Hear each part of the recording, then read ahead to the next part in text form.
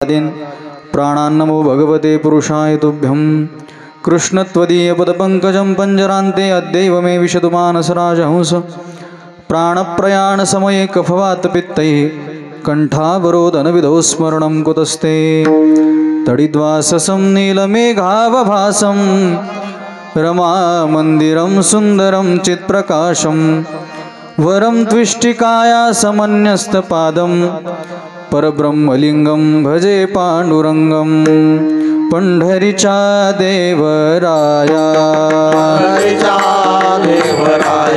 पंढरीचा देवराया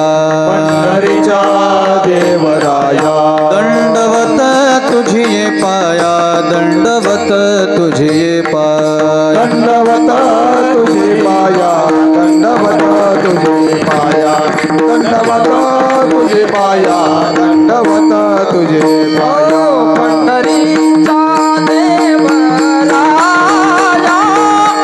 दंडवत तुझे पाया दंडवत तुझे पाया दंडवत तुझे पाया पंढरीचा देवराया दंडवत तुझे पाया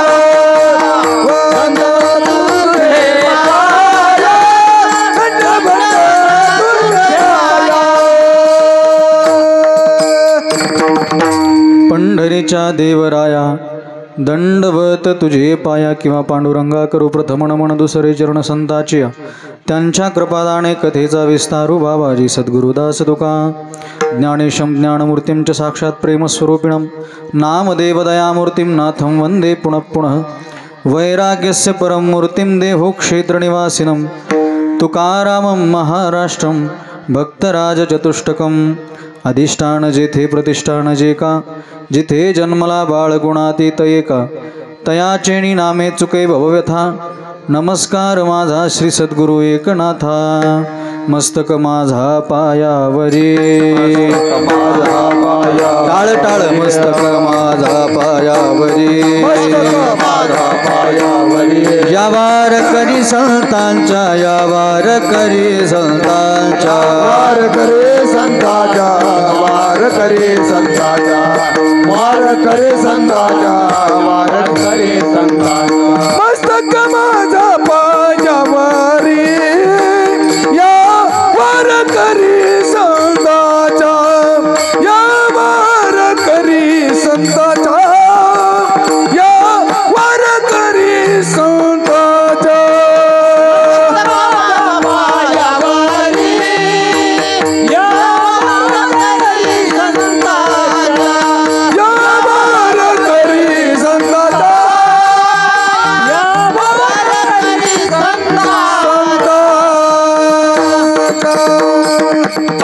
मस्तक माझा पायावरी या वारकरी संतांच्या काळाचे ही काळ आम्ही विठोबाचे लढीवाळ करू सत्ता सर्वा ठाई वसो निकट वासे पाय मुक्त कैवल्य तेजोनिधी भगवान श्री माऊली ज्ञानोबराया जगद्गुरु श्री संत तुकोबराय आदी करून सकल संतांच्या पदस्पर्शानं पुनीत पावन झालेल्या महाराष्ट्र भूमीला वंदन करून कीर्तन निरूपणाकरिता अखिल विश्वाला इंद्रायणी मातेप्रमाणे शीतल करणारी गाथा त्या गाथेतील जगद्गुरु श्री संत तुकोबरायांचा संतांचं महत्त्व आणि संतांची श्रेष्ठत्व सांगून तुकोबरायांनी आपल्या जीवनामध्ये ती श्रेष्ठत्व गाठण्याकरिता कोणकोणत्या गोष्टी आपल्या जीवनामध्ये केल्या कोणकोणत्या गोष्टी आपल्या जीवनामध्ये साफल्यतेनं समोर आणल्या या सगळ्यांची मीमांसा अभंगातून करतात. विठ्ठल विठ्ठल विठ्ठल विठ्ठल विठ्ठल विठ्ठल. चिंतनाला सुरुवात करण्यापूर्वी अल्पसा परिहार देणं गरजेचं महत्त्वाचं आणि वक्त्याचं कर्तव्य या नात्यानं बोलतो. आज आपल्या बोलेगाव ज्ञानाई आश्रमाच्या वतीनं सुरू असणारा हा अखंड हरिनाम सप्ताह आज सप्ताहाचा तृतीय दिवस आहे आणि तिसऱ्या दिवसाची कीर्तनाची सेवा माझ्याकडे आली. ज्यांच्यामुळे ही सेवा मला प्राप्त झाली, या आश्रमाचे अध्यक्ष संस्थापक म्हणा श्री हरिभक्तीपरायण आदरणीय युवा कीर्तनकार, संपूर्ण युवा पिढीला आपल्या परिसरातून सोबत घेऊन चालणारे आणि परमार्थामध्ये सदोदित आपलं सहकार्य करणारे आदरणीय संदीपजी महाराज कडवे, आणि त्याच पद्धतीनं त्यांचे सन्मित्र परमार्थप्रेमी, आम्हीही ज्यांना लहानाचं मोठं होत असताना पाहिलं, आदरणीय गुरुवर्य गाथामूर्ती राऊतबाबांच्या समवेत ज्यांनी आपली संपूर्ण हयात मृदंगाची घालवली, आदरणीय श्री हरिभक्तीपरायण अविनाशजी महाराज पाटील या ठिकाणी उपस्थित आहे. या दोघांच्या सन्निधातून ही कीर्तनरूपी सेवा मजपर्यंत आली आणि वारकरी संप्रदायाच्या पारमार्थिकाच्या जीवनातलं अंतिम ध्येय हेच असावं. सेवके सांगितले करावे काम, येथे होतू पण कामा नये. मी करावं की तू करावं हे बोलत न बसता जी सेवा आपल्या खांद्यावरती आली ती अतिशय चोख पद्धतीनं संपूर्ण करणं, याला संप्रदायाच्या पायिकाचं काम म्हणतात. आणि ते काम, ती जबाबदारी आज माझ्यावरती आहे. आणि उपस्थित असणारे सर्व गुणीजन महाराज मंडळी, कोणी कीर्तनकार आहे, कोणी भागवत आचार्य आहे, कोणी कथाकार आहे, कोणी काय तर कोणी काय, सगळे आपल्या आपल्या क्षेत्रामध्ये प्रवीण आहे. आपल्या आपल्या क्षेत्रामध्ये सगळ्यांनी नावलौकिक मिळवलेलं आहे. आदरणीय आपल्या परिसराचं वैभव अशोकजी महाराज निरफळ अतिशय उत्कृष्ट कीर्तनकार हे आहेत. आणि कसं आहे, सध्या एक कीर्तनकार दुसऱ्या कीर्तनकाराच्या कीर्तनाला उपस्थित राहणं थोडंसं कठीण आहे, परंतु महाराजांचं अंतकरण मोठं आहे. विशेषतः ते संप्रदायाचे पाईक आहेत, म्हणून महाराज कीर्तनाकरिता आज उपस्थित आहे. आणि दुसरे आमचे श्री हरिभक्तीपरायण, आपल्या गंगापूर तालुक्याचं वैभव म्हणा, जे मृदंग आपल्या गंगापूर तालुक्यात वाजतात, औरंगाबाद जिल्ह्यामध्ये, संभाजीनगर जिल्ह्यामध्ये वाजतात, ते सगळ्या मृदंगाच्या शाया, त्यांचे धूमपान म्हणा, काहीही असो मृदंगाचं काम, आमचे आदरणीय भोगे महाराज या ठिकाणी उपस्थित आहे. ज्यांची सेवा प्रथम दिवशी आपण श्रवण केली, महाराजही या ठिकाणी उपस्थित आहे. आणि परिसरातील सगळेच गायक वादक गुणीजन मंडळी या ठिकाणी उपस्थित आहे. ज्यांची साऊंड सिस्टीम आहे, आमचे दादाही या ठिकाणी उपस्थित आहे. सगळ्यांच्या चरणावरती कोटी कोटी प्रणाम करतो. आदरणीय आमचे पिताश्रीही या ठिकाणी आज उपस्थित आहे. आणि पेटी मास्तर तर काय बोलायचं काम नाही, सगळा परिसर त्यांना जाणून आहे. सगळे कीर्तनकारही त्यांच्यावरती नितांत प्रेम करतात. आदरणीय सगळ्यांच्या चरणावरती कोटी कोटी विनम्र भावानं वंदन करतो आणि चिंतन निरूपणाला सुरुवात करतो. विठ्ठला विठ्ठला विठ्ठला विठ्ठला विठ्ठला विठ्ठला विठ्ठला विठ्ठला. हो, जगद्गुरु श्री संत तुकोबारायांचा अभंग आपल्या समोर गायलाय. ऐका मायबाप, यच्छावाद भूतलामध्ये जन्माला आलेल्या प्रत्येक मानवाच्या अंतकरणामध्ये, जीवनामध्ये कशाची नि कशाची तरी गरज असते. प्रत्येक मनुष्य हा गरजवंत आहे. प्रत्येकाला कशाची नि कशाची तरी गरज आहे. गरज नाही असा एकही व्यक्ती आपल्याला पाहायला भेटणार नाही. प्रत्येकाच्या जीवनामध्ये कशाची नि कशाची तरी आवश्यकता, कशाची नि कशाची तरी गरज आहे. गरज ही प्रत्येकाला आहे. गरजा वेगवेगळ्या असतील, गरजांचे आलंबनं वेगळे वेगळे असतील, पण गरजा मात्र प्रत्येकाला आहे. गरज मात्र प्रत्येकाला आहे. आवश्यकता, इच्छाशक्ती प्रत्येकाला आहे की मला हे प्राप्त व्हावं, याची गरज प्रत्येकाला आहे. प्रत्येक गरजू आहे, फक्त गरजा प्रत्येकाच्या वेगवेगळ्या आहेत. विठ्ठल शास्त्रानुसार बोलायचं झालं तर मानवाच्या जीवनामध्ये दोन गरजा प्रामुख्यानं सांगितल्या जातात. एक वरपंगी गरज आहे आणि दुसरी मूलभूत गरज आहे. वरपंगी गरज म्हणजे काय? ती गरज पूर्ण झाली काय किंवा न झाली काय तरी सुद्धा जीवाचं जीवन सुरळीत पद्धतीनं चालू शकतं, अशी जी गरज आहे तिला वरपंगी गरज म्हणा. उदाहरणानं मी तुमच्या समोर बोलेल. आपल्या व्यावहारिक जीवनामध्ये इथे बसलेले बरेच मंडळी ते हातामध्ये घेऊन खातात, त्याला काय म्हणतात? तुम्हाला नाव माहित नसेल नाही कोणालाच?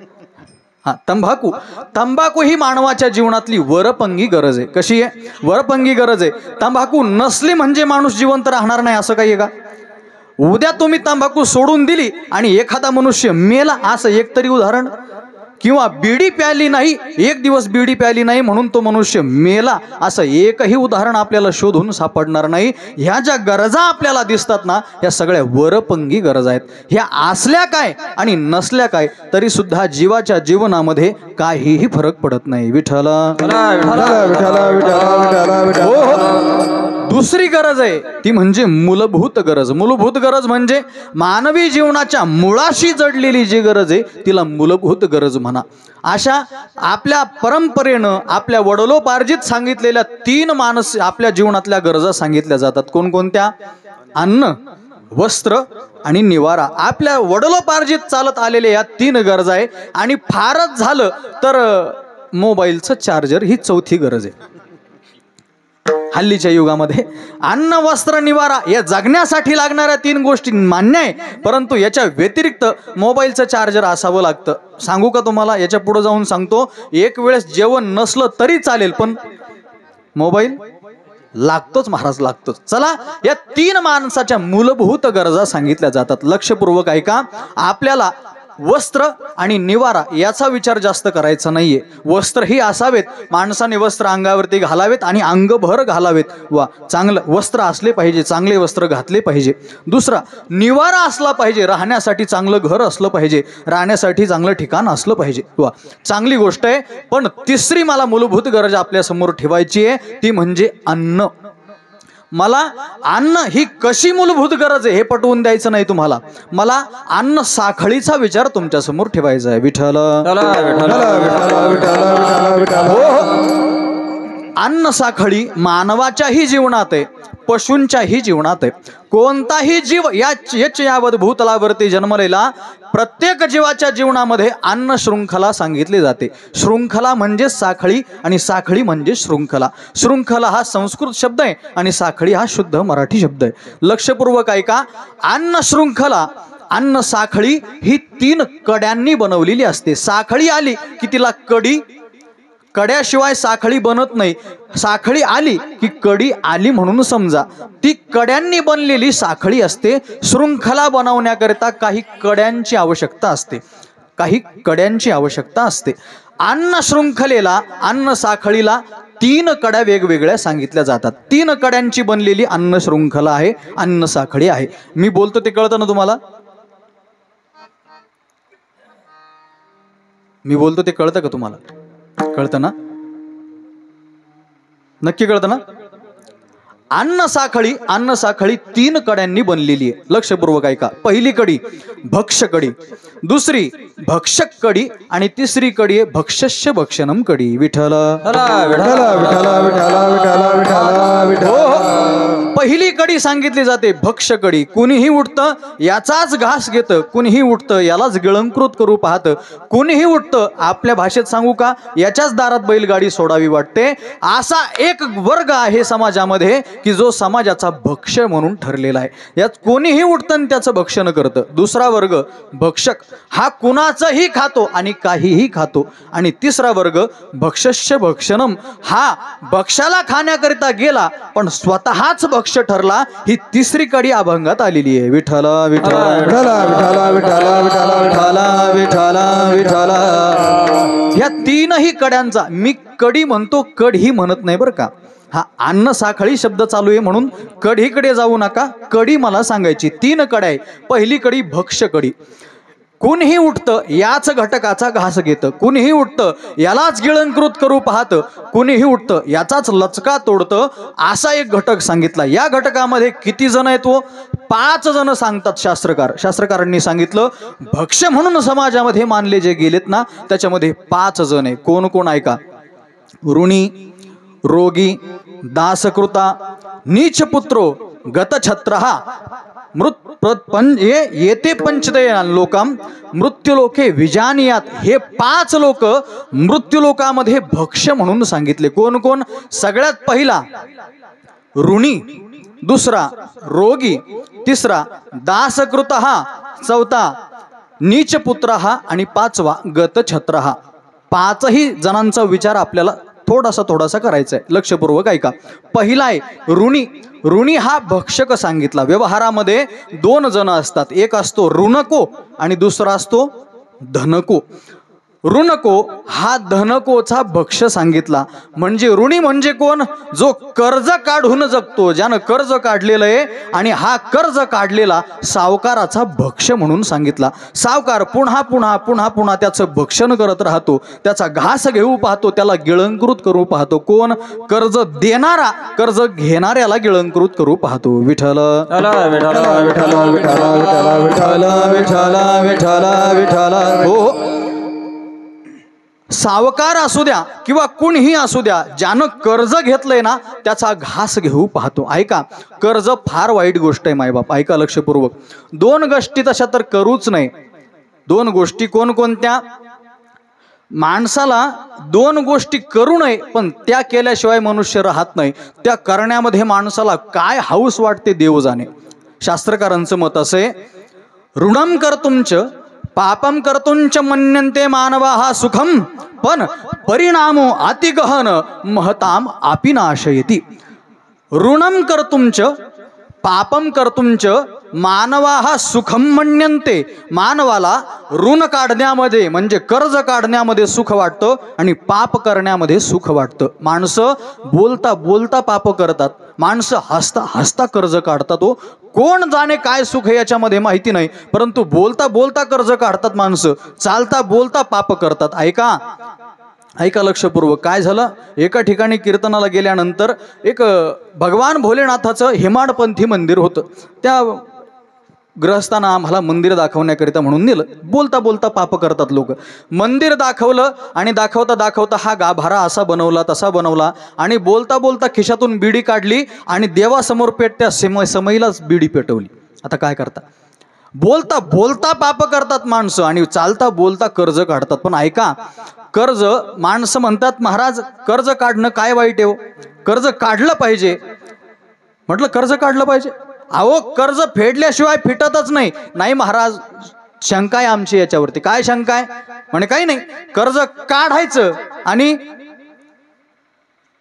बुडवायचं सोपं आहे म्हणे. काय हरकत आहे त्याच्यामध्ये? कर्ज काढायचं आणि बुडवायचं. पण ऐका, तुकोबरायांचं मत असं आहे, तुकोबराय म्हणतात 3 गोष्टी फेडल्याशिवाय फिटत नाही. तुकोबरायांचं मत आहे. ऐका, तुकोबराय म्हणतात, ऋण वैर हत्या हे तो न सुटेने दीता, हे तो न सुटेने दीता, हे तो न सुटेने दीता. ऋण वैर हत्या हे तो न सुटेने दीता, हे तो न सुटेने दीता, हे तो न सुटेने दीता. ऋण वैर हत्या हे तो न सुटेने दीता, हे तो न सुटेने दीता, हे तो न सुटेने दीता. वैर हत्या हे तो न सुटेने दीता, हे तो न सुटेने दीता, हे तो न सुटेने दीता. 3 गोष्टी तशा फेडल्याशिवाय फिटतच नाही. त्यातली पहिली सांगितली ऋण. महाराज कर्ज फार वाईट आहे हो, फार. शास्त्रकार असं म्हणणं आहे, विष परवडलं पण कर्ज नाही परवडलं. कारण की विषापेक्षाही कर्ज मारक आहे. शास्त्रकारांचं मत आहे, मी सांगत नाही. शास्त्रकार म्हणतात न विषम विषमित्याहुर ब्रह्मस्वम विषमुच्यते, विषम एकाकिनम हंती ब्रह्मस्वम पुत्र पौत्रकम. शास्त्रकारांचं मत असं आहे, विषापेक्षा कर्ज मारक आहे. कसं काय? विष एकदा मारतं आणि एकट्यालाच मारतं. काय काय काय?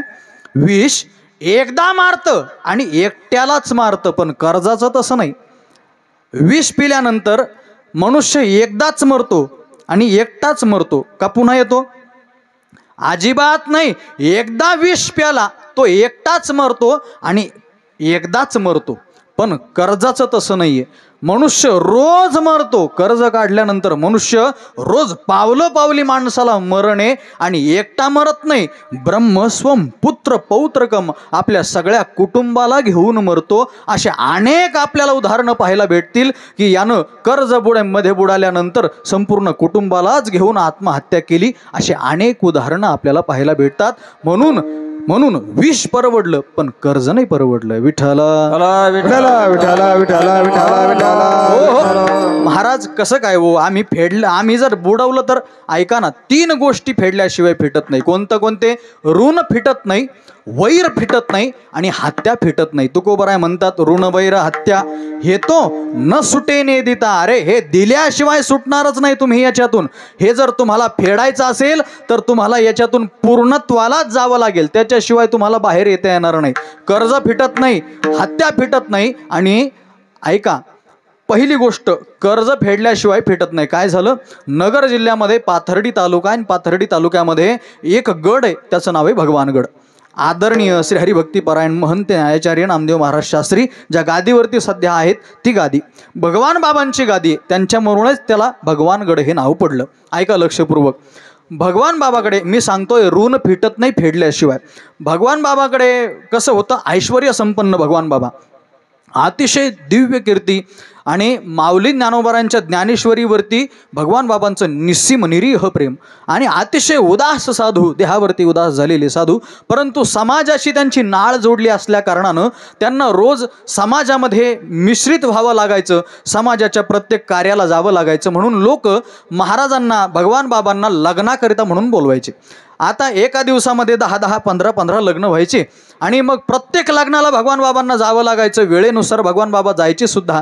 पण नियम असा होता, भगवान बाबा गेल्यानंतर बाबांचा नियम नव्हता, लोकांनी लावलेला नियम होता की लोक काय करायचे, भगवान बाबा आले, वर पक्षाकडून 1 तोळा आणि वधू पक्षाकडून 1 तोळा अशा 2 तोळ्याच्या 2 अंगठ्या बाबांच्या हातामध्ये घालायचे. असे दिवसातले किती लग्न, 15 ते 20 लग्न रोज लागायचे. रोज बाबा 15 ते 20 लग्नाला आणि रोज 15 ते 20 दुने 40 तोळे सोनं रोज येत होतं. आणि आल्यानंतर ते आपल्या पेटीमध्ये म्हणा, त्या संदुकीमध्ये म्हणून ठेवून द्यायचे. आता नियम असा आहे व्यवहाराचा, जो तळे राखील जो राखील तो तळे चाखील, हा नियम आहे, व्यवहाराचा नियम आहे. जो राखील ते थोडं का व्हायना चाखणाराच आहे. नारायणगिरी बाबाचं उदाहरण आपल्याला माहिती आहे, मी काय वेगळं सांगायचं गरज नाही, सगळ्यांना माहिती आहे. मग जो राखणार आहे तो चाखणार हे निश्चित आहे. आता त्यातल्या काही लोकांनी उठवल्या आणि एकानं तर सांगून नेल्या, बाबा माझ्या मुलीचं लग्न आहे, मला पाहिजे, म्हणून घेऊन गेला. तो त्यानं परत वापस आलाच नाही. आता तो विजय माल्याचा मोठा भाऊ होता का काय माहिती नाही, पण तो जो घेऊन गेला तो वापस काही आला नाही. मग गेल्यानंतर 8 वर्षांनी त्याचा मृत्यू झाला. आणि मृत्यू झाल्यानंतर ग्रहणाच्या दिवशी अमावस्या होती आणि अमावस्याच्या दिवशी आलेल्या ग्रहणाच्या दिवशी त्याचा मृत्यू झाला. बाबाला सांगितलं, बाबा असा व्यक्ती, म्हणे त्यानं आपल्याकडून हो नेलेलं होतं बाबा, तो मेला. म्हणे फार वाईट दिवशी मेला हो बाबा, कर्मच तसे केले होते म्हणून वाईट दिवशी मेला. बरं ठीक आहे, जाऊ द्या. आणि त्याच्या दुसऱ्याच दिवशी बाबांची गोशाळा होती भगवानगडावरती. त्या गोशाळेमध्ये अतिशय उमदा खोंड जन्माला आला, अतिशय सुंदर आणि काळा कभिन्न असा खोंड जन्माला आला. आणि फक्त माथ्यावरती पांढरा केसांचा पुंज असा सुंदर खोंड जन्माला आला. आणि काही दिवसानंतर कामाला लागला, सुंदर काम करू लागला. लोक आले बाबाकडे, बाबा सुंदर असा खोंड जन्माला आलाय, काळा कभिन्न आहे, माथ्यावरती पांढरा केसाचा पुंज आहे, फार काम करतो बाबा, रासण्या घालतो काय, पाळ्या घालतो काय, नांगरणी करतो काय, वखरणी करतो काय, सगळे काम करतो बाबा, सगळे काम करतो. बाबांनी सांगितलं ठीक आहे, 8 वर्षानंतर मी या सगळ्या त्या खोंडाची सगळी हिस्ट्री, सगळी माहिती, सगळा इतिहास तुम्हाला मी सांगेल.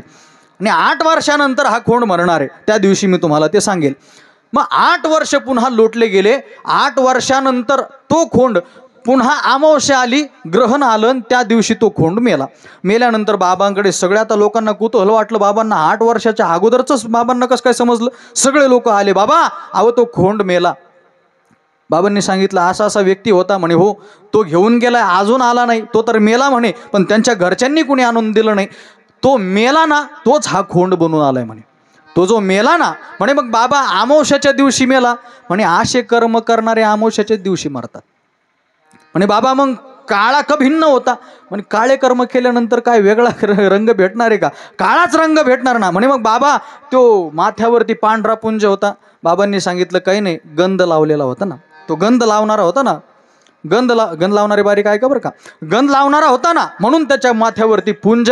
आणि तोच बैल बनून आला. जेवढं कर्ज घेऊन गेला होता ना तेवढी परतफेड 8 वर्षात काम करून त्यानं परत फेडावं लागलं. ऋण फिटत नाही. विठ्ठला विठ्ठला विठ्ठला विठ्ठला विठ्ठला. हो, गावोगावी आपल्याला जे बैल दिसतात ना ते सगळे बुडवाचार्यच आहेत. विठ्ठला विठ्ठला. हो, म्हणून माणसाने ऋण कधी काढू नये, कर्ज कधी काढू नये. हत्या फिटत नाही. भीष्माचार्यांना षडपंजरी पडून आपल्या जीवनात केलेले कर्म भोगावे लागले, ती हत्या फेडावी लागली. असो हे सगळं. आणि वैर फिटत नाही. ऐका, माणसानं मरते वेळेस का होईना, कितीही दुश्मन असू द्या, मोठा कितीही शत्रू असू द्या, पण मरते वेळेस का होईना 2 शब्द त्याला जाता जाता गोड बोलावे. हो, किती दिवसाचा जन्म आहे आपला, किती दिवसाचा सहवास आहे त्यांचा आपला. अहो, थोड्या दिवसाकरिता म्हणून आपलं आलोय. किती दिवस आपल्याला इथं राहायचंय, कधी निघून जाईल माहिती नाही. या दिव्य ज्योत कधी निघून जाईल, अनंतात विलीन होईल म्हणून माहिती नाही. म्हणून वैर कोणाशी ठेवू नका. नाहीतर काय होतं माहिती का, मग वैर जर राहिलं ना पुढच्या जन्मात, मग तेच गावोगावी आपल्याला हे मुंगसन साप दिसतात ना. हा इकडून फूस करतो, तो तिकडून फूस करतो. हे मागच्या जन्मीचे गावगाव पुढारी आहेत. हा, मग हा इकडून फूस करतो, तो तिकडून फूस करतो. मग जर या जन्मात वैर आपण फेडलं नाही, वैर जन्मांतरीचे सर्पा म्हणू नये वचे तुकोबराय म्हणतात. तुकोबरायांचं प्रमाण आहे. म्हणून वैर ठेवून कधी मरू नये, वैर संपून मरावं. विठ्ठला विठ्ठला विठ्ठला विठ्ठला. हो, वैर फिटत नाही, ऋण फिटत नाही. म्हणून कर्ज माणसाने कधी काढू नये, आणि काढलं तरी सुद्धा माणसाने ते फेडावं. ऋणी हा भक्ष सांगितलाय, भक्ष सावकाराचा. दुसरा सांगितला रोगी. रोगी हा भक्ष आहे. कोणाचा? रोग्याचं कोण भक्षण करतं? हो, डॉक्टर, वैद्य. वैद्य हा पुन्हा पुन्हा पुन्हा पुन्हा. अहो, वैद्याला, डॉक्टरला यमाचा मोठा भाऊ सांगितलंय, लहान नाही. यम हा डॉक्टरचा मोठा भाऊ आहे. कसं काय? वैद्यराज नमस्तुभ्यम यमराज सहोदरम यमस्तु हरितिम प्राणान वैद्यम प्राणान धनानिच. शास्त्रकारांचं मत असं आहे, वैद्यराज आणि यमराज यांच्यात जास्त काही अंतर नाही आहे. फक्त अंतर एवढंच आहे की यमराज लहान भाऊ आहे आणि वैद्यराज मोठा भाऊ आहे. यमराज काय करतो? प्राणाचं हरण करून घेऊन जातो. परंतु वैद्यराजाचं तसं नाही आहे. प्राणान धनानीच, धन सुद्धा हरण करून घेतो आणि प्राण सुद्धा हरण करून घेतो. विठ्ठला विठ्ठला विठ्ठला विठ्ठला विठ्ठला. हो, आम्ही एकदा आजारी पडलो कार्यक्रमाला गेल्यानंतर, आणि मी विचारलं जरा दवाखान्यात जायचंय. कुठे दवाखाना? म्हणे समोर बाजारपेठ आहे, तिथे 1-2 मजली बिल्डिंग आहे, तिच्यामध्ये जा. मी विचारलं नाव. म्हणे तुम्हाला तिथं बोर्ड वगैरे लावलेला दिसेल. मी गेल्यानंतर बाजारपेठेमध्ये बिल्डिंग दिसली आणि खालीच बोर्ड लिहिलेला होता, डॉक्टर प्राण हरे. म्हणे प्राण हरे, बरोबर. आणि मग मी अशी अजून एक पाटी लिहिली की नीट वर जाण्याचा मार्ग. विठ्ठला विठ्ठला विठ्ठला विठ्ठला विठ्ठला. हो, वैद्यराज हा यमाचा मोठा भाऊ सांगितला. म्हणून वैद्यराज हा भक्षण सांगितलं, भक्षण करतो. कुणाचं? जो रोगी आहे या रोग्याचं भक्षण करतो. म्हणून रोगी हा भक्ष सांगितला. तिसरा दासकृता. हा दासकृता म्हणजे हा शब्द आता कालबाह्य झाला. याला पूर्वी म्हटलं जायचं गुलाम. गुलाम गुलाम केले जायचे माणसं, आणि गुलाम विकले जायचे पैशाच्या भावामध्ये, कवडीच्या भावामध्ये गुलाम विकले जायचे. आणि मग मालक सांगेल त्यानं तसं राहायचं. मालक सांगेल त्यावेळेस खायचं, मालक सांगेल त्यावेळेस उठायचं, मालक म्हणला की बसायचं. सगळे कामं मालकाच्या आज्ञेनुसार करायचे. त्याला दासकृता म्हणतात. नीचपुत्र हा चौथा आहे. नीचपुत्र म्हणजे लहाना मुलगा, धाकटा मुलगा. आपल्या इकडे म्हण आहे ना, नकट व्हावं पण धाकटं होऊ नये. कारण की कुणीही उठतं त्यालाच काम सांगतं. मोठा भाऊ येतो त्यालाच काम सांगतो, वडील येतात त्यालाच काम सांगतात, आई येते त्यालाच काम सांगते. म्हणून आपल्याकडे म्हणच पडली, नकट व्हावं माणसानं पण धाकटं होऊ नये. विठ्ठला विठ्ठला विठ्ठला विठ्ठला विठ्ठला विठ्ठला विठ्ठला. हो, म्हणून हा नीच पुत्र म्हणजे लहाना मुलगा सुद्धा त्या ठिकाणी भक्ष सांगितला. आणि 5वा गतछत्र. हा ज्याचं छत्र हरपलंय तो राजा, त्याला काहीही करण्याचा अधिकार स्वतःच्या हातामध्ये राहत नाही, तो दुसऱ्यांच्या अधीन असतो. म्हणून तो सुद्धा भक्ष सांगितला. ही पहिली कडी अन्न साखळीची ती म्हणजे भक्षकडी. दुसरी भक्षक कडी. भक्षक कडी म्हणजे हा दुसऱ्याचंच खातो, काहीही दुसऱ्याचं खातो, हा स्वतःचं काहीच खात नाही. याच्यामध्ये किती जण आहे ऐका. मक्षिका, मशको, वेश्या, याचकस्ततः, मूषको याचकस्ततः, ग्रामनिर्गणकश्चैव सप्ते ते परभक्षका. हे 7 जण परभक्षक सांगितले. हे दुसऱ्याचं खातात. परभक्षक म्हणजे दुसऱ्याचंच खात राहतात. कोण कोण? सगळ्यात पहिला मक्षिका, माशी. माशी कधी स्वतःचा मळा फुलवत नाही, ती कधी स्वतःचा स्वयंपाक बनवत नाही, ती कधी स्वतःचं अन्न खात नाही, स्वतः बनवून ती कधीच खात नाही. कोण? मावशी. आपलं मावशी नाही, माशी. माशी कधीच स्वतःचा स्वयंपाक कधीच करत नाही, आणि माशी ही तिचीच जुळी बहीण आहे. मावशीला जर सांगितलं ना वारीमध्ये चालता चालता, काकू जरा करता का स्वयंपाकाला, थोडी मदत, वेळ झाला, घरी दारी तसंच का, बरं राहू द्या. म्हणून माशी ही परभक्षक सांगितली, ही दुसऱ्याचं खाते. मक्षिका, मशक म्हणजे मच्छर सुद्धा दुसऱ्याचंच रक्त पितो. मक्षिका, मशको, वेश्या सुद्धा दुसऱ्याच्याच धनावरती जगते. माऊली ज्ञानोबा म्हणतात, वेश्या भोजी केवढा वेचे, मग दारही चेपून येते याचे. आणि मग काय लाजीरवाणे दीक्षिताचे काय सांगो. अहो, एकदा की पैसा संपल्यानंतर त्याला ती दाराची पायरीही चढू देत नाही. जोपर्यंत पैसा आहे तोपर्यंत सगळ्या गोष्टी ही दुसऱ्याचंच खाते. वेश्या सुद्धा.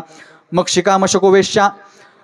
मूषको याचकस्ततः. मूषक म्हणजे उंदीर सुद्धाचं दुसऱ्याचंच खातो. उंदीर स्वतःचं कधीच काही बनवत नाही आणि कधीच काही करत नाही. उंदीर सुद्धा दुसऱ्याचंच खातो. मूषको. याचक म्हणजे भिकारी सुद्धा कधी स्वतः कमवत नाही, तो सुद्धा सिग्नलवरती उभा राहतो आणि भीक मागतो. काय झालं, एक टोल नाक्यावरती आपल्या एक फॉर्च्युनर गाडी येऊन उभी राहिल्यानंतर भिकाऱ्यानं सांगितलं, काच खाली करा. काच खाली झाली आणि द्या 100 रुपये द्या.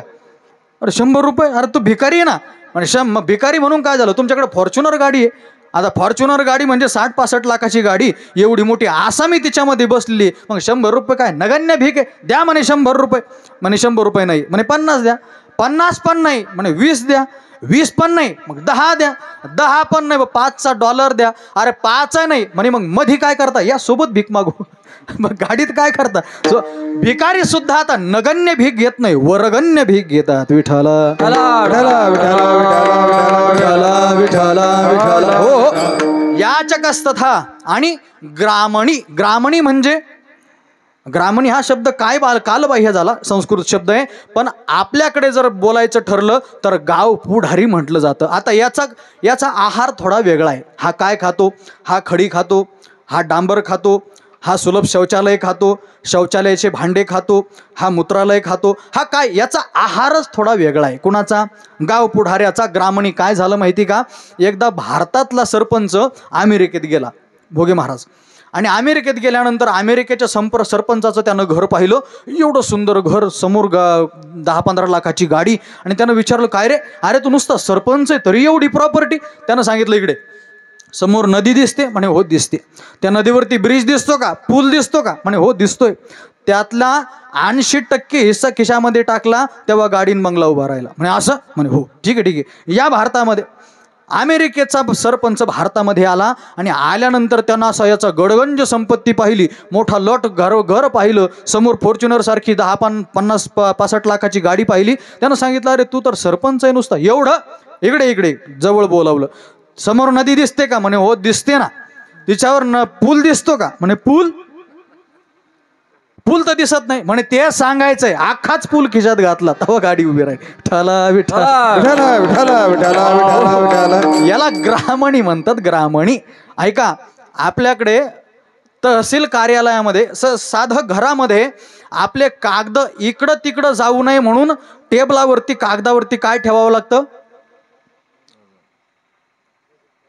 कागद हालू नये याच्याकरिता टेबलावरती असलेल्या कागदावरती वजन ठेवावं लागतं. पण ही आट तहसील कार्यालयात चालत नाही. जर तुमचे कागद हालावे असं वाटत असेल तर त्याच्यावरती वजन ठेवावं लागतं. विठ्ठला हो. वजन ठेवल्याशिवाय तहसील कार्यालयातले कागद हालत नाही. आमचे आदरणीय कदम माऊलींच्या मुखातली म्हण आहे. कदम माऊली म्हणतात, जे न लिहिले ललाटी ते करून दाखवी तलाटी. विठ्ठला विठ्ठला विठ्ठला विठ्ठला विठ्ठला विठ्ठला. त्यांना ठरवलं तर कोणत्या सातबाऱ्यात तुमचं कधी नाव टाकील सांगता येत नाही. म्हणून ग्रामणी गणकश्चैव सप्ते ते परभक्षका, हे 7 जण परभक्षक सांगितले. हे दुसऱ्याचं खातात, ही दुसरी कडी आहे. विठ्ठला विठ्ठला विठ्ठला विठ्ठला विठ्ठला विठ्ठला. हो, आणि अन्न साखळीची तिसरी कडी सांगितली, भक्षस्य भक्षणम कडी. याच्यामध्ये कोण कोण येतं? याच्यामध्ये 3-4 जणांचा विचार सांगितला. सगळ्यात पहिला सुवर्णकार, दुसरा कीर्तनकार, तिसरा भर्तृहरी आणि चौथा काळ, जो आजच्या अभंगामध्ये आलाय. विठ्ठला हो, तुकोबरायांचं प्रमाणे जर कोणी इथं सोनार असेल तर माफ करा बरं का मला. तुकोबरायांच्या गाथेतलं प्रमाणे तुकोबराय म्हणतात, हा सांगू का नको? नाही ना कोणी? आपण नका नका राहू द्या. बर, तया घरी व्यापार झारी याचा. आता तुम्ही सोनार आहात तर तुम्हाला माहिती असेल, एक झारीवाला हा वर्ग आहे. एक आपल्या घरातला कचरा आपण कुठं टाकतो? कचरा गाडी येते त्याच्यामध्ये टाकतो. पण सुवर्णकाराच्या दुकानातला कचरा जो निघतो ना, त्या कचऱ्याचा लिलाव होतो. लिलाव आपल्या घरातल्या कचऱ्याचा नाही सांगत मी, त्यांच्या घरातल्या कचऱ्याचा, त्यांच्या दुकानातल्या कचऱ्याचा लिलाव होतो. तो लिलाव विकला जातो. एवढ्या एवढ्या किमतीला हा कचरा विकला जातो. कोणाच्या? आपल्या नाही हो, आपले फुकट पण घेत नाही कोणी. सोनाराच्या दुकानातला कचरा जो असतो ना, त्या कचऱ्याचा सुद्धा लिलाव होतो. आणि तो लिलाव करणारे जर कोण असतील तर तया घरी व्यापार झारियाचा. तुकोबराय म्हणतात त्यांच्या घरी व्यापार करतात. कोण करतात? ते झारेकरी म्हणून एक वर्ग आहे, ते त्यांच्या घरी व्यापार करतात. का व्यापार करतात मी विचारले एका सुवर्णकाराला.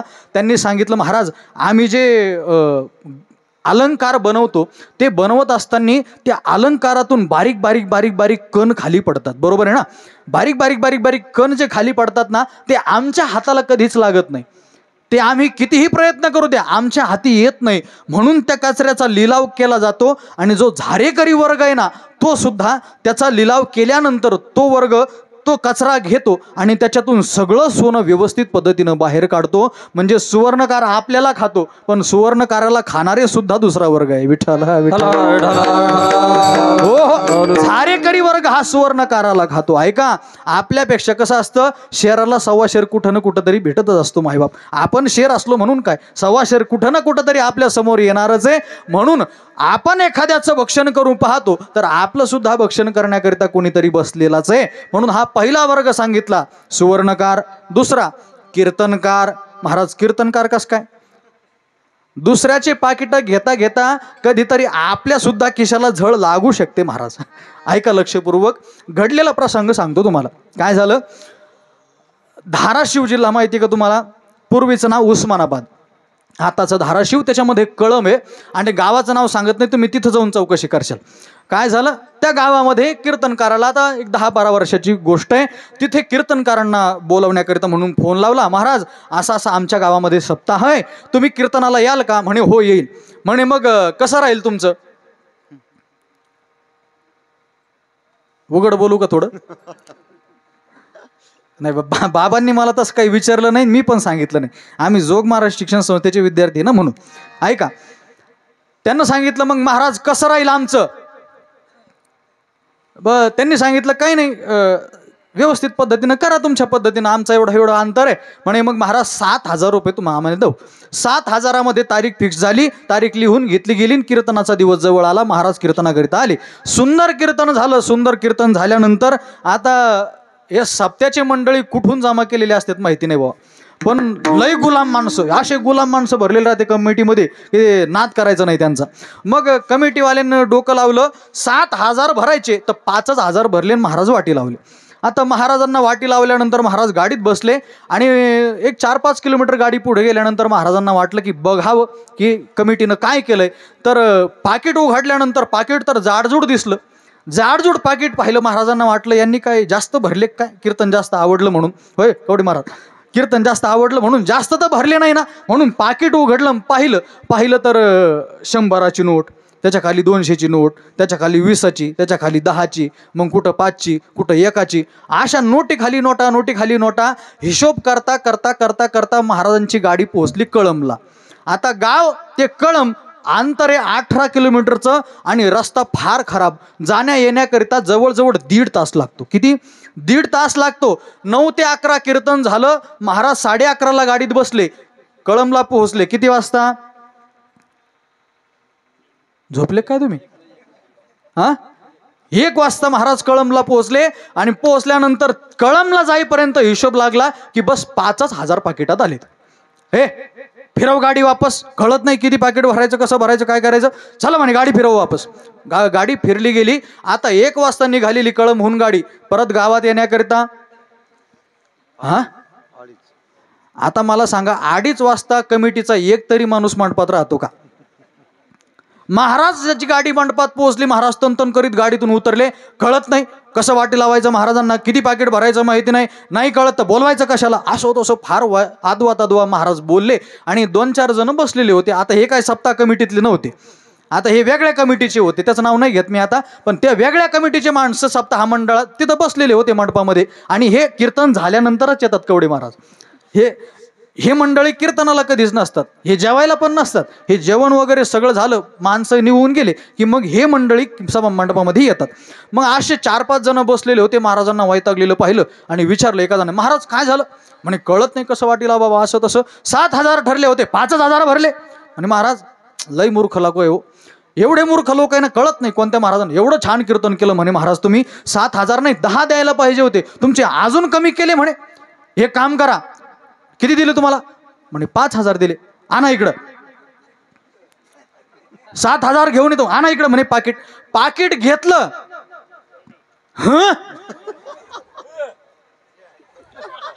ऐका, शिवाजी महाराज अफजल खानाच्या हातावर तुरी देऊन पळाले, पण हे तुरी सहित पळाले. तुरीनं पळाले पण काय वापस आले नाही. ऐका लक्षपूर्वक. महाराज दीपमाळी उजवून उभे राहायचे, पाहायचे, मंदिरात जायचे, मंडपात यायचे, मंदिरात जायचे. 2:30 वाजले होते महाराजांना, 2 वाजले होते महाराजांना यायला. आता 2:30 वाजले तरी सुद्धा ते कोणी वापस येईना. ते काय वापस यायसाठी गेले होते का? अजिबात नाही. वापस गेलेले अजून काय वापस येईना. म्हणून एक विनेकरी मंडपामध्ये होता. विनेकरानं सांगितलं, महाराज म्हणे फार वेळ झाला हो, मला त्यांचा घराचा पत्ता सांगता का, मी जाऊन येतो. विनेकरानं सांगितलं, महाराज आमचं गाव थोडंसं आतमध्ये आणि फार गल्ल्याबोळ आहे, तुम्हाला त्यांचं घर काय सापडणार नाही. म्हणे मग एक काम करा ना. म्हणे काय करू? मी गेलो असतो म्हणे, पण माझ्या गळ्यात विणा आहे. एक काम करता का? म्हणे काय करू? तुम्ही विणा प्रहारा करता का? मी घेऊन येतो त्यांना. म्हणे असं करता? म्हणे हो ठीक आहे. म्हणे द्या विणा गळ्यात माझ्या. महाराजांनी गळा विण्यात घेतला. काय? विना गळ्यात घेतला आणि जो विनेकरी गेला तो अजून वापस आला नाही. विठ्ठला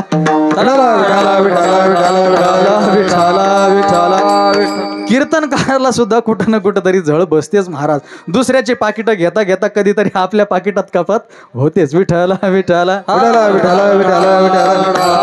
हो. कीर्तनकार तिसरा सांगितला भर्तृहरी. भर्तृहरी काय झालं? अतिशय न्यायी राजा होता महाराज. भर्तृहरी भारताचं एक छत्रसाल राज्य त्याच्याकडे होतं आणि सुंदर राज्य करत होता. परंतु विवाह झाल्यानंतर पत्नीच्या असं काही प्रेमात अडकला की रोज 100 केस निकालायला लागत होत्या, तिथे आता 10 केस निकाली लागू लागल्या. संत महंतांना थोडंसं चिंता वाटू लागली की राज्याचं कसं होईल, हे जर असंच चालत राहिलं तर राज्य आपलं अधोगतीला जाऊ शकतं, म्हणून काहीतरी केलं पाहिजे. म्हणून संत घरी आले आणि संतांनी हातामध्ये कमंडलूतून एक फळ काढून हातामध्ये टेकवलं. राजा हे फळ घे. राजानं सांगितलं, महाराज मी गृहस्थी आहे, फळावरती तुमची त्या ठिकाणी सत्ता आहे, फळं मुळं तुम्ही खाल्ले पाहिजे, आम्ही तडका देऊन खाणारे माणसं, फळावरती तुमचा अधिकार नाही. राजन हे फळ तुला अमर करणार असणार, हे फळ घे. राजानं फळ हातामध्ये घेतलं. म्हणे काय होईल? मी अमर होईल. म्हणे हो तू अमर होशील, खाऊन घे फळ. ठीक आहे महाराज. राजानं फळ हातामध्ये घेतलं आणि विचार केला, अरे मी अमर होण्यापेक्षा माझ्यावरती निस्सीम प्रेम करणारी माझी पत्नी अमर झाली तर किती बरं होईल. म्हणून ते फळ घेतलं आणि आपल्या पत्नीच्या हातामध्ये टेकवलं. राणीनं ते फळ हातामध्ये घेतलं आणि राणीनं विचार केला, अरे राजानं मला हे अमर होण्याकरता दिलेलं फळ आहे, परंतु माझं ज्याच्यावरती प्रेम आहे, राणीचं प्रेम होतं घोड्याच्या खरारा करणाऱ्यावरती. राणीनं विचार केला, माझा ज्याच्यावरती प्रेम आहे तो जगला पाहिजे, तो अमर झाला पाहिजे. म्हणून राणीनं फळ घेतलं आणि घोडाच्या खरारा करणाऱ्या त्याच्या हातामध्ये फळ दिलं. आता त्याचंही प्रेम एका दासीवरती होतं.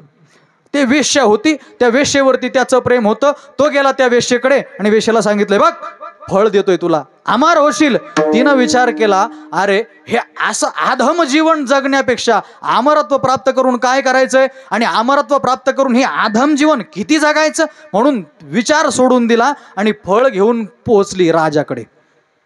राजाला सांगितलं, महाराज हे अतिशय सुंदर फळ आहे, अमर व्हाल तुम्ही या फळ खाल्ल्यानंतर, हे फळ घ्या ना. वेश्येच्या हातामध्ये फळ पाहिल्यानंतर भर्तृहाची झाक उतरली. अरे सकाळी मी राणीला फळ दिलं होतं, तुझ्याकडे कसं काय आलंय, बोल, नाहीतर एक घाव दोन तुकडे करतो. त्या वेश्येनं सांगितलं, महाराज अभय द्या मग सांगते. म्हणे अभय दिलं, बोल कोणी दिलं फळ. म्हणे महाराज तुमच्या दरबारात जो घोड्याचा खरारा करणार आहे ना त्याने आणून दिलं. बोलवा त्याला बोलावलं गेलं. सांग नाहीतर मानच छाटतो तुझी. सांगितलं, महाराज तुमच्या राणीनं तुमच्या पत्नीनं हे फळ मला दिलं. आणि जसं राणीचं नाव ऐकलं ना तशी झाक उतरली. विचार केला, अरे याम चिंतयामी सततम सा मयी विरक्ता. अरे जिचं मी रात्रभर दिवसभर चिंतन करत होतो तीच माझ्याशी विरक्त राहिली. काय जगून करायचंय, काय विचार करायचाय हो. अहो मी ज्याचं भक्षण करण्याकरिता पाहत होतो, कालो न याता वयमेव याता. अरे मी काळ घालवण्याचा प्रयत्न केला पण काळ नाही गेला, मी कालवश झालो. भोगा न भोगता वयमेव भोगता. मी भोगांना भोगण्याचा प्रयत्न केला परंतु भोग मी नाही भोगले, भोगांनीच माझा भोग घेतला. अहो आपण एखादा व्यक्ती भक्ष करण्याकरिता जातो आणि तो स्वतःच त्या ठिकाणी भक्ष होऊन बसतो. तपो न तपता वयमेव तप्ता. हा विचार भर्तृहरीच्या अंतकरणामध्ये आला आणि त्याच्यानंतर त्याने जे शतक लिहिलं त्याचं नाव नीतिशतक आहे. विठ्ठल कधी कधी आपण दुसऱ्याचं भक्षण करण्याकरिता जातो परंतु आपणच समोरच्याचं भक्ष्य ठरतो. म्हणून भर्तृही त्यातला एक सांगितला गेला. आणि चौथा सांगितला जातो तो म्हणजे काळ. तुकोबराय म्हणतात, हा काळ आम्हाला खाण्याकरिता आला, परंतु ऐका, आम्हाला खाण्याकरिता आलेला काळ तो आम्हाला खाऊ शकला नाही, आम्हीच त्याला खाल्लं. अभंगाचं प्रथम. काळाचे हे काळ, काळाचे हे काळ, काळाचे हे काळ, काळाचे हे काळ, काळाचे हे काळ,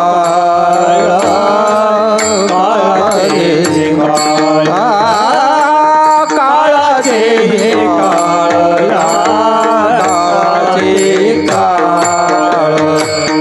काळाचे हे काळ, काळाचे हे काळ, काळाचे हे काळ, काळाचे हे काळ, काळाचे हे काळ, काळ, काळाचे हे काळ, काळाचे काळ. आम्ही विठोबाचे लढीवाळ, आम्ही विठोबाचे लढीवाळ, काही बघा सर्वा ठाये, करू सता सर्वा ठाये. आम्ही विठोबाचे लढीवाळ, आम्ही विठोबाचे लढीवाळ, करू सता सर्वा ठाई, करू सता सर्वा ठाई. हा काळाचे ही काळ, आम्ही विठोबाचे लढीवाळ, आम्ही विठोबाचे लढीवाळ, आम्ही विठोबाचे लढीवाळ. काळ आम्ही विठोबाचे लढीवाळ, आम्ही विठोबाचे लढीवाळ,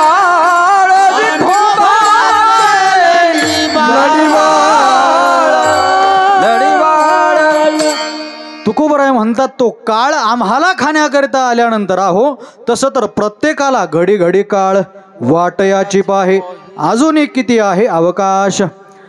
तुकोबराय म्हणतात हा प्रत्येकाला खाण्याकरिता, प्रत्येकाला खात खात खात खात हा काळ आमच्या समोर उभा राहिला आणि आमच्या समोर उभा राहिल्यानंतर तुकोबरायांनी त्या काळासोबत युद्ध केलं. गाथ्यामध्ये अतिशय सुंदर युद्ध आलंय. तुकोबराय म्हणतात आले वीर झुंजार करू जमदहाडे मार. आम्ही वीर झुंजार आले सगळे सगळे, एकटा नाही सगळ्या वैष्णवांना सोबत घेतलं आणि अंकित वीर झुंजार सगळे अंकित केलेले. अंकित म्हणजे काय? ज्यांनी मुद्रा, हे ठसे असतात ना इथे, ते अंकित केलेले जे मुद्रांकित केलेले आहेत ना, ते सगळे वीर वैष्णव एकत्र आले आणि त्यांनी काय केलं? काळाला, तुका म्हणे काळा हाना तोंडावरी भाता भरा हरी राम भाने.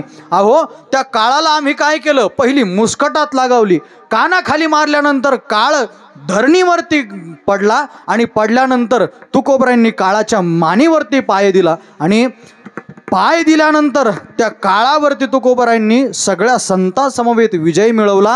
हे अतिशय सुंदर युद्ध काळासोबत तुकोबरायांच्या गाथामध्ये आलेलं आहे. असं काळावरती विजय मिळवणारे आम्ही काळाचेही काळे, म्हणजे तो भक्ष आमचं करण्याकरिता आला परंतु आम्हीच त्याचं भक्षण केलं. ह्या काळाचं भक्षण करण्याकरिता तुकोबराय कसं शक्य झालं तुम्हाला? तुकोबरायांनी सांगितलं काही नाही, आम्ही विठोबाचे लढीवाळ भक्त झालो ना, म्हणून आम्हाला काळावरती विजय मिळवता आला. वैष्णव चालिले गरजत, वैष्णव चालिले गरजत, वैष्णव चालिले गरजत, वैष्णव चालिले गरजत. महावीर ते अद्भुत, महावीर ते अद्भुत, महावीर ते अद्भुत, महावीर ते अद्भुत. पुढे कळी काळ पळत उरला अंत महादोषा, पुढे कळी काळ पळत उरला अंधकार दोष. पुढे कळी काळ पळत उरला अंत महादोषा, पुढे कळी काळ पळत उरला अंधकार दोष. अरे हरीचे विनट आले, हरीचे विनट आले, हरीचे विनट आले, हरीचे विनट आले हरीचे विलट, आले हरीचे विलट,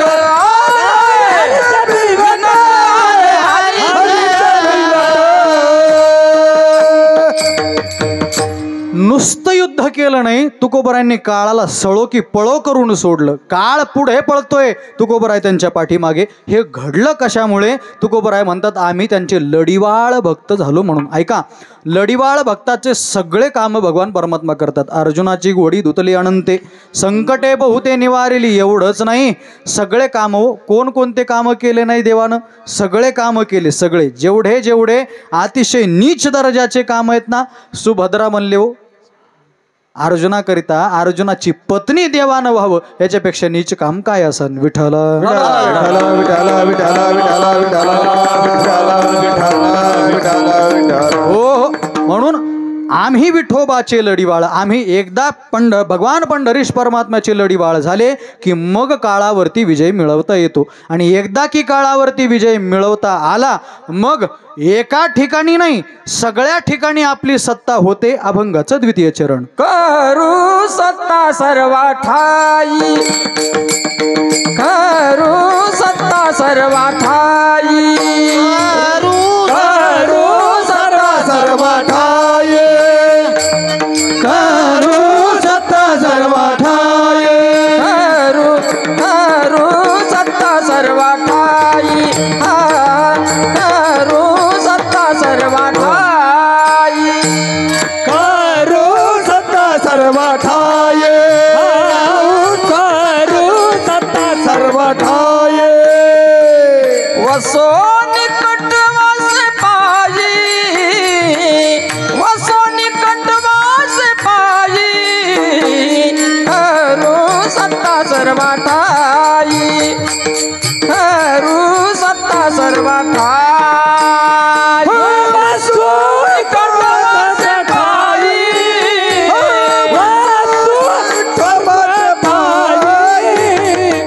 करू सत्ता सर्व ठाये, करू सत्ता सर्व ठाये.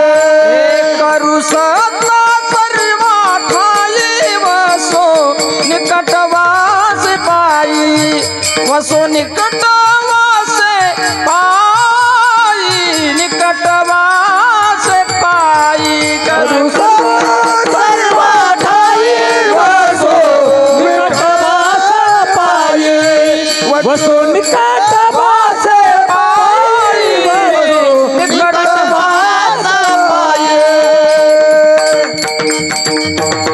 तुकोबराय म्हणतात, मग एका ठिकाणी नाही सर्व ठिकाणी करू सत्ता सर्वा ठाई, वसो निकट वासे पाये, विठोबा रखुमाये. विठोबा रखुमाये, विठोबा रखुमाये, विठोबा रखुमाये,